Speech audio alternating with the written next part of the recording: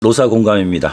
오늘은 기숙사와 숙소의 차이점, 구별 기준이 어떤 것이 있는지 살펴보도록 하겠습니다.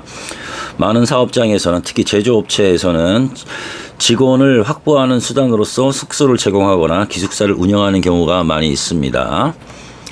그러면 오늘 살펴볼 내용은 일단 사전적 의미로서의 개념, 숙소와 기숙사의 개별 개념에 대한 이해가 선행이 돼야 되겠죠. 그리고 법률적으로 어떤 의미를 갖는지, 그 다음에 노무관리상의 어떤 실무적인 체크사항이 어떤 것이 있는지 살펴보도록 하겠습니다. 먼저 개념을 살펴본다면, 기숙사는 일정한 단체, 학교나 회사 등에서 소속된 사람들이 집단적으로 먹고 자는 시설물을 의미한다 라고 보시면 되고요.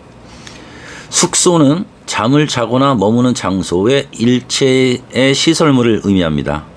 이는 좀 포괄적인 개념 내지는 상위 개념으로 보시면 되겠습니다.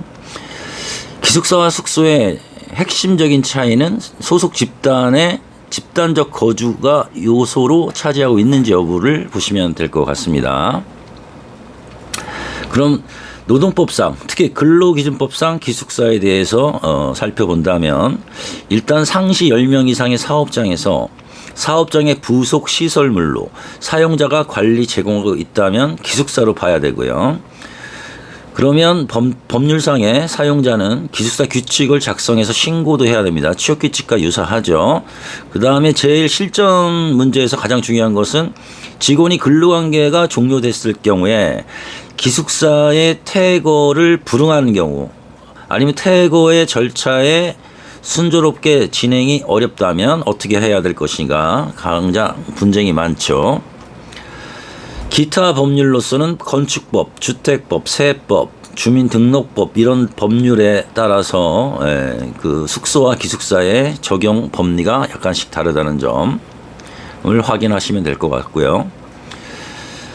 그러면 오늘 살펴볼 노무관리 실전에서의 기숙사 문제는요, 기숙사 규칙에 대한 작성 신고 의무가 있다는 것이고요. 좌측에 보시면은 작성 신고할 때 어떤 사항을 기재해야 되는지 나타나 있습니다. 취침, 외출, 외박에 관한 문제, 청소, 취사의 문제, 입주와 퇴거의 문제. 퇴거의 문제가 가장 분쟁이 많죠. 그 다음에 기숙사를 사용하는 경우에 어떤 금지사항, 제재사항이 있는지, 그 다음에 안전보건의 문제도 중요하죠. 특히 산업 재인정 여부도 중요합니다. 어떤 사건, 사고가 생겼을 때. 퇴거 시의 분쟁 포인트입니다. 만약에 그 직원을 해고했을 때 기숙사도 반드시 퇴거를 하게 되는데 당사자가 수용하지 않거나 불응하는 경우에 문제가 생길 수 있죠.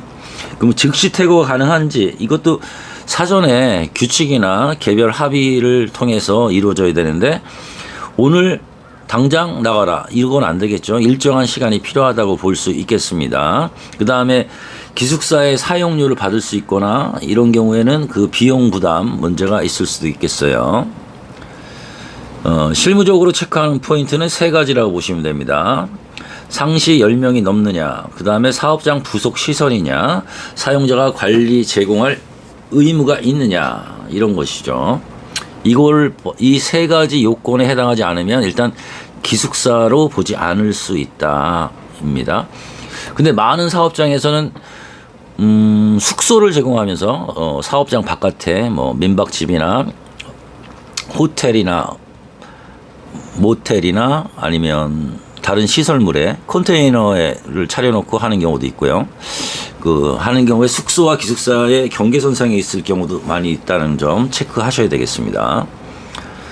마무리한다면은 핵심 판단 세 가지, 오른쪽 세 번째 네모칸에 있듯이 사업장의 부속 시설, 상시 10명 이상의 사업장, 사용자의 관리 제공 의무가 있는지, 이 세 가지를 일단 보시면 되겠습니다.